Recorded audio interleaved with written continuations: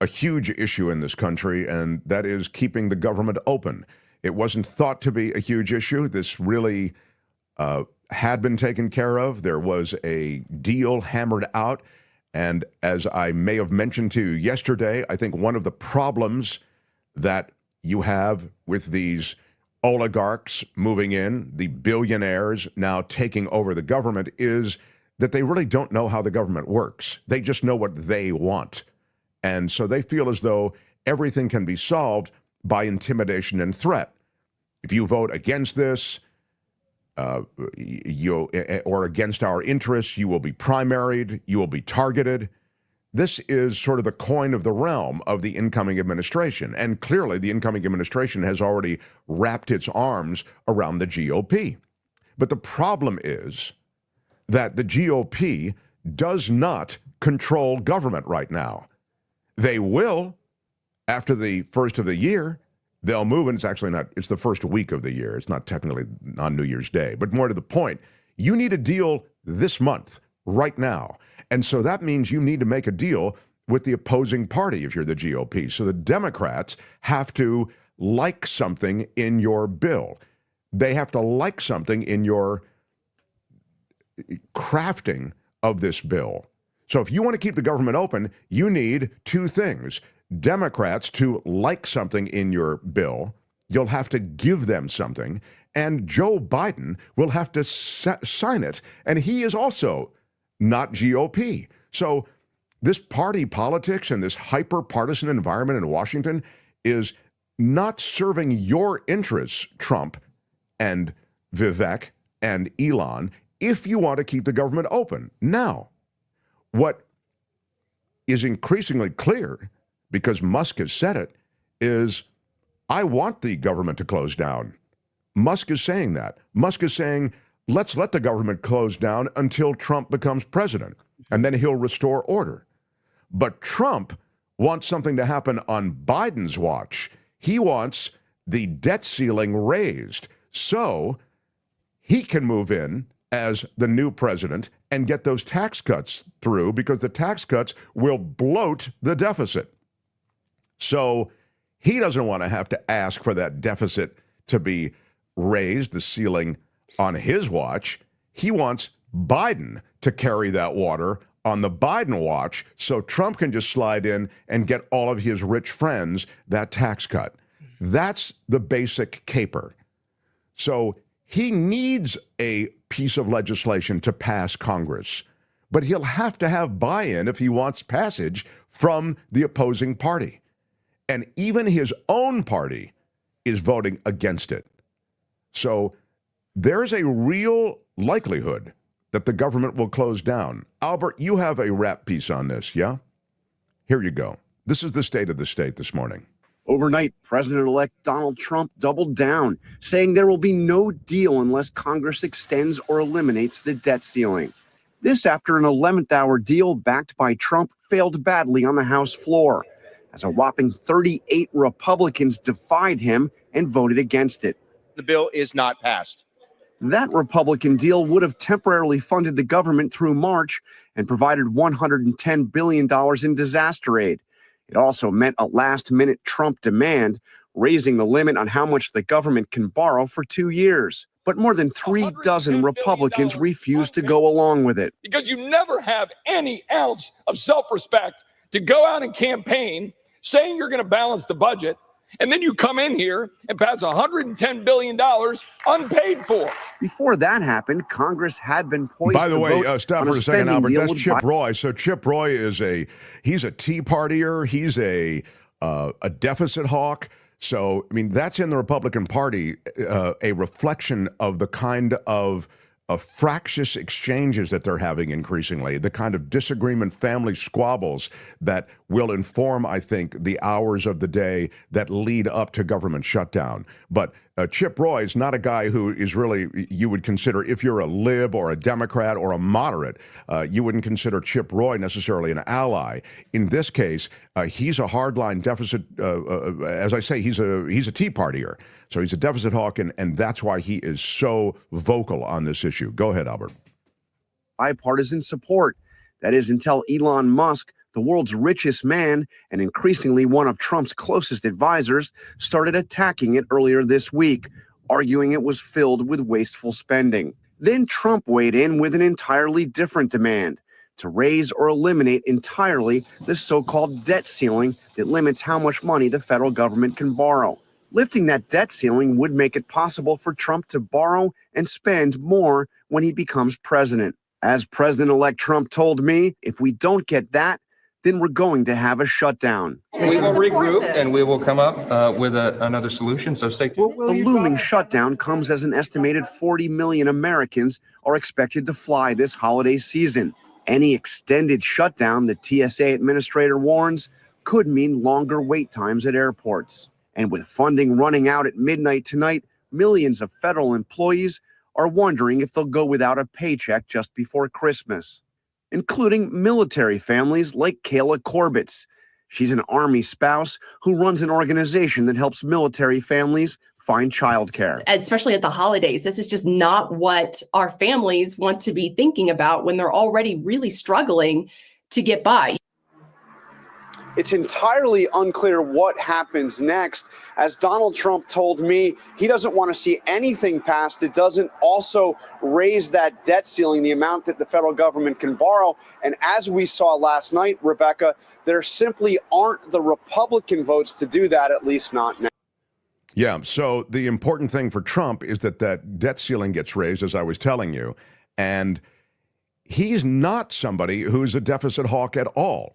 You know, he is not someone who is in the least bit concerned with the deficit. He bloated the deficit when he was in power the first time. So spend, spend, spend. He doesn't care about that. But yeah, go ahead. Causes this problem because there was a bipartisan deal ready to just go right through. So Musk and Trump stick their fingers in the pie and cause this problem. And then he writes on Truth Social overnight or this morning, if there's going to be a shutdown of government, let it begin now under the Biden administration, not after January 20th under Trump, he writes. He said, this is a Biden problem to solve, but if Republicans can help solve it, they will. It's a Biden problem to solve because he, Trump, caused it. Yeah, exactly right. I mean, it was really a done deal. Now, it's not important, but it's sort of something to keep in mind, maybe. Not important from a bottom line standpoint because the thing was basically scuttled. But the initial effort to scuttle it was Musk. Musk has led the country to this place. Trump jumped on board several hours later, once Musk had been on X and had been out there essentially saying, no way, no deal. And no deals at all, as I say. Musk wants none until Trump is in power. So you see, though, the way that the GOP coalition is falling apart, that they don't have the GOP votes to get this through. So the old saying, Democrats fall in love, Republicans fall in line, most of them have fallen in line, but enough of them have not fallen in line to require Democratic buy-in on some kind of passage if you want to keep the government open. That's what I was saying before. You have to give Democrats something. And the last thing I'll say, and it sort of is an underscoring to all of this, is something that I mentioned to you, I think, over the last couple of days, which is, I get it. These guys are super rich. They're not used to being told no. They are insanely powerful. When I say they, I'm talking about Musk, Vivek, Trump. They want to do what they want. They are bulls in the china shop. But welcome to Washington. This is the way you pass bills. You put things in these bills to get legislators to approve them, to vote yes on them. And if you don't do that, you will see the sort of thing that we're seeing now, where your coalition falls apart and you have no buy-in from the opposing party because you've given them nothing. You think the Democrats want to raise the debt limit for Donald Trump? So the stink of raising the debt limit could be something then that he avoids, but that ends up on Joe Biden? It's ridiculous. What is that, Albert? Or Kim? What are we seeing? No, it looks like they're dancing in the Capitol. I'm not Oh, sure. okay. Doesn't it look like they're going to break Yeah, out that's what it in looked like. I song? just didn't. Yeah. I didn't know what it was. Okay. I was just don't know. showing. What? I'm watching the live, like CNN has those live updates of the shutdown. I'm just sharing this photo. Play me a little bit from Hakeem Jeffries, will you please, Albert, the Democratic leader, Hakeem Jeffries, who have been ordered to shut down the government and hurt everyday Americans all across this country. House Republicans have been ordered, he was saying. Yeah, okay. There is real effect, real ripple effect from doing this, of course. And it was detailed, I thought, pretty well in that piece. But if you're traveling, and there's, of course, record travel, apparently, this holiday season, and during this period specifically, it will be affected. TSA will still work. They won't get checks, and they've cut back on that force. The essential working force of TSA will be cut back very modestly, but they will be there at the airport. Same is true at the border. Same is true at customs and passport, because if you're traveling internationally, you'll need to know that. But it's this is a big deal. And the fight over this, it's suggested, also reflects the information ecosystem that we're in, that Elon Musk had led the charge against the passage of this of this entire legislation, primarily because he wants to see the government shut down, but he led it, and this is the point. I was just looking for the piece. It's from Axios. He led it on X, on his social media platform. He used a digital revolt, they say, to kill a spending bill and open the door to a government shutdown. That revolt was powered by some false information. And you saw this, and I think we commented on it. But Donald Trump said yesterday on Twitter, or X, we aren't just the media here now. We are also the government. That was Don Jr. who wrote that. Yeah. That's crazy. That's really a chilling statement. Mm-hmm. We aren't just the media here now. We are also the government. That was Don Jr. MAGA Online, with their army of followers, can assess, quote, information rapidly and pressure our representatives to act in a manner that actually represents what they want. That's what Don Jr. said. They can't hide and do the bidding of swamp oligarchs anymore. It's so funny that they talk about the swamp oligarchs when they are a parade of the swampiest oligarchs who ever inhabited Washington. These are the robber barons of the new era, of this new gilded age, the Musks of the world, the Ramaswamis of the world. Look at the cabinet of Donald Trump. It is replete with examples of gillionaire oligarchs who have now ascended to power openly. We just handed them the keys to the liquor cabinet and said, drink it all. Exactly. But the interesting thing is the lies that are being perpetuated to suggest somehow that the legislation that was, as you say, was worked out and hammered out over weeks was somehow flawed. So, for example, Musk said that this legislation included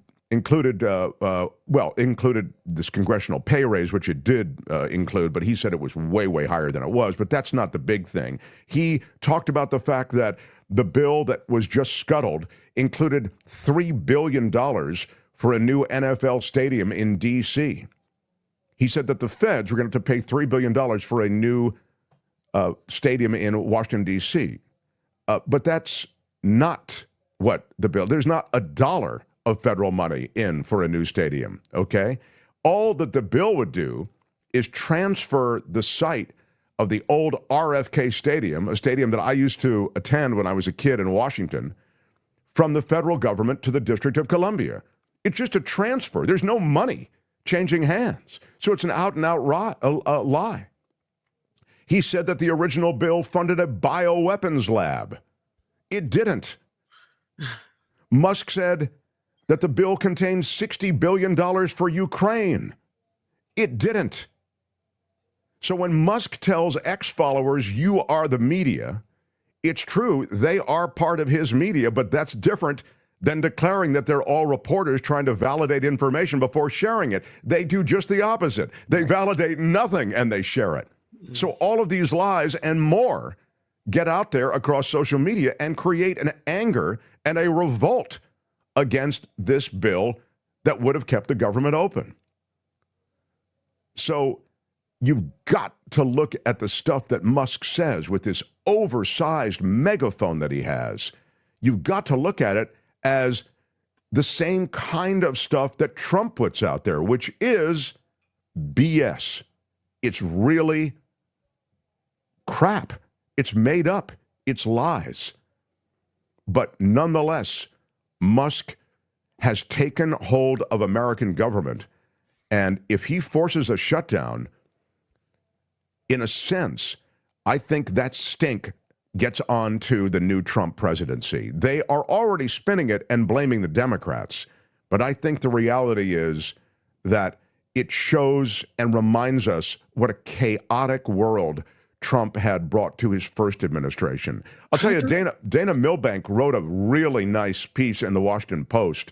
It's way too long for me to read you all of it, but let me read you a little chunk of it. Is that okay, Kim? Let me just read a little bit of this Dana Milbank. I really liked it, and as I say, I won't read you the whole thing, but I'll read you a bunch of it. He said, Trump, who had voiced no previous objection to the legislation, I'm needle dropping it now. I'm not starting it from the start of the piece. Trump, who had voiced no previous objection to the legislation, sided with Musk. Congressional Republicans folded, and then over the next 24 hours, rewrote the bill to satisfy Trump and Musk and their multi-billionaire masters. They kept most of the spending in the bill, but at Trump's insistence, they added a provision to raise the debt ceiling by about $5 trillion, enough for Trump to push through another massive tax cut for corporations and the wealthiest Americans. They removed funds for nutritional assistance and community hospitals. They excised a provision that would have kept down drug prices. Incredibly, they even struck a provision that would have limited American businesses investing in China. Musk and those like him stood to save untold billions in taxes while securing green lights to move jobs to China. That's a sizable return on the $277 million that Musk spent on Trump's campaign.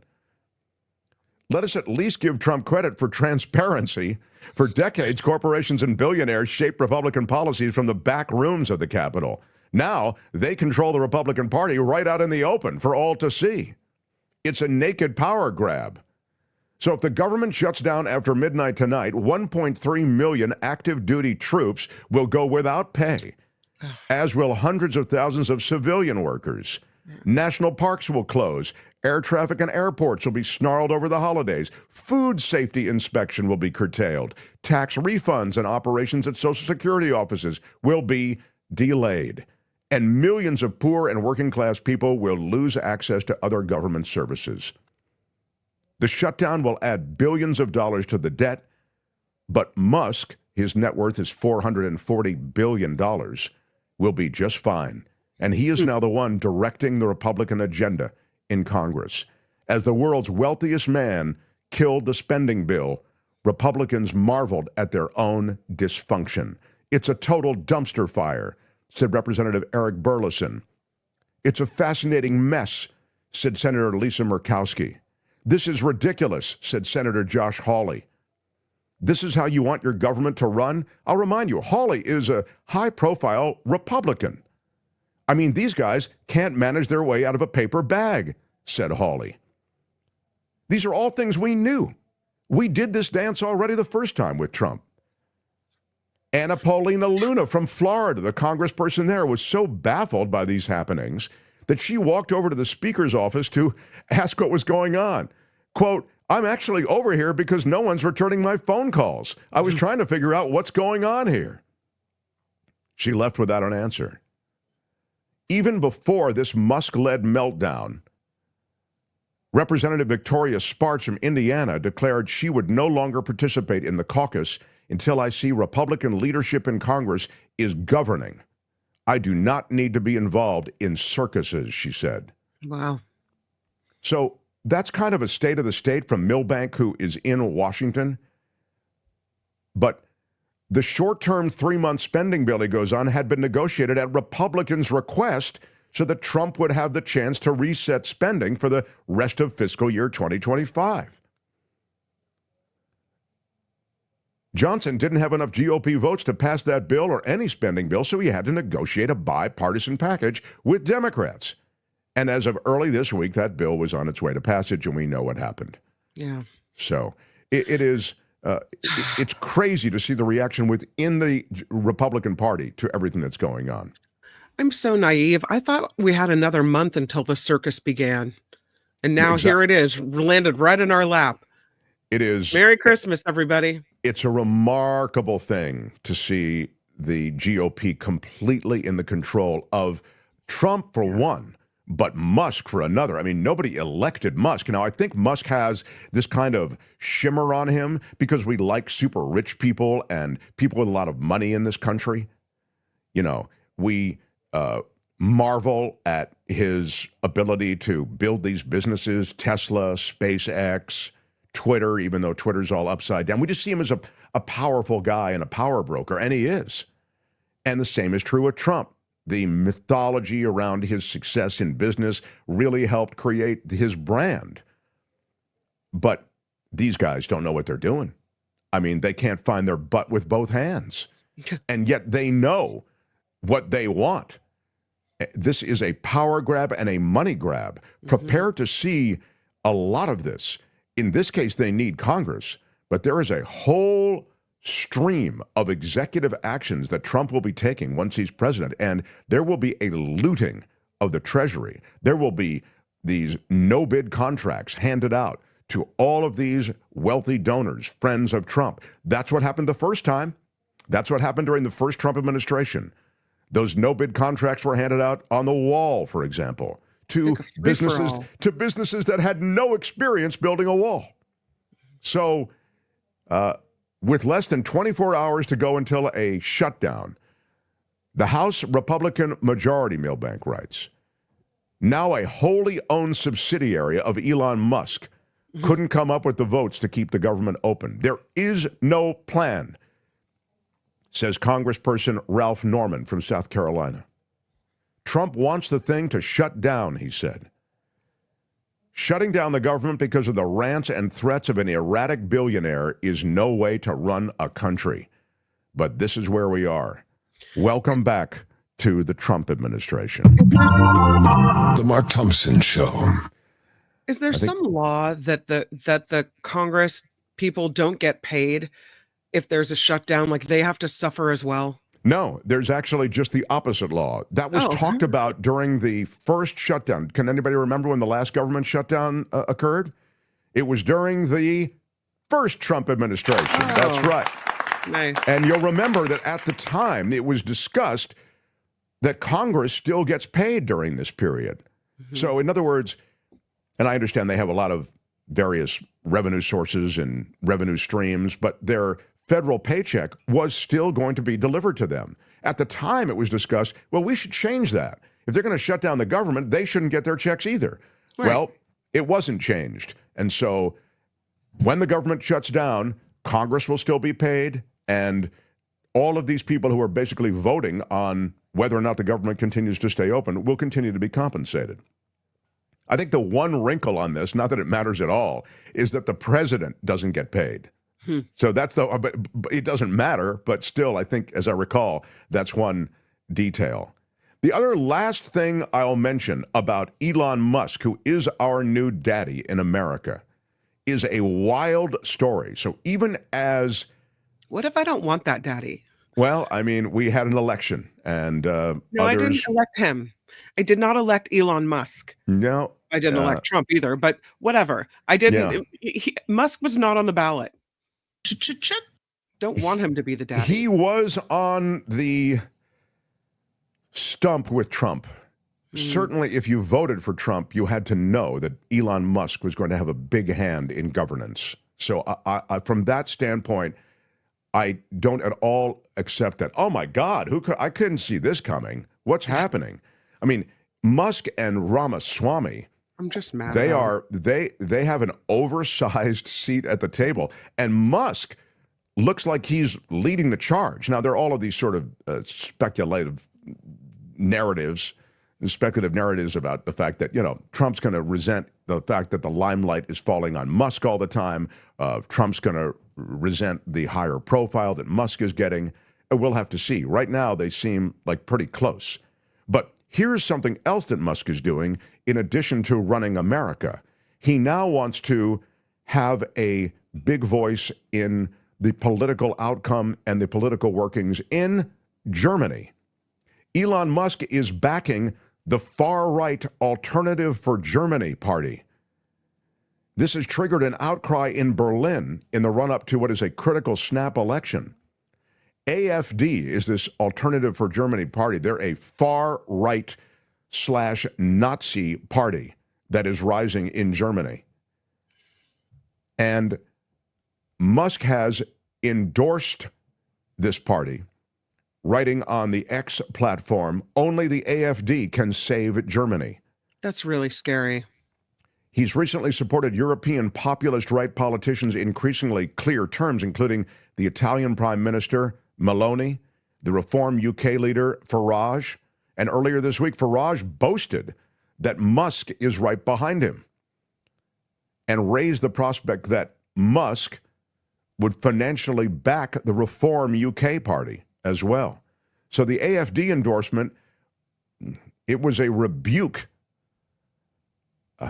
and essentially a reminder that that Musk has a real place at the table beyond just America, I guess might be the way to put it. Well, I was reading a story that he's trying to put his money into the UK politics as well. Yeah, that's So the Farage his thing. tentacles are stretching throughout the world. He truly is Dr. Evil. Yeah. He is he is kind of like a character from one of those James Bond movies. You know what I mean? You're right. He seems to want to increase his role in controlling politics and finance across the world. Happy Chinooka. Yeah, happy Chinooka. International villain. Oh. Yeah, that Cybertruck too isn't helping either. That's They just recalled it. They recalled the Cybertrucks. Oh my God. Well, it's a Albert, thank you. And I am unimpressed. And I go back to the thing that I mentioned to you over the last couple of days, and I'll just mention it again now, and that is he doesn't know how politics really works, so he doesn't understand, again, what I was saying to you a few minutes ago. He doesn't, Musk doesn't, for all his power and all his money and all his influence and all of his industry, from SpaceX to Tesla to X platform and control of social media. He doesn't understand that he's not, and with the GOP, in control of government right now. You need to make a deal with the Democrats. Joe Biden is a Democrat. He has to sign the legislation. There are Democrats who are in control of the Senate. They have to have something. You see in Musk the total naivete and utter idiocy with which he pursues this stuff. It's a reckless way to go, but because he's so wealthy, he gets away with it. I think it is strap in. It's going to be a wild 4 years. Hi, it's Mark, and I thought that was great. Hit the notification bell. You'll know whenever there's a new video being dropped, and please subscribe to our channel to help us save the universe.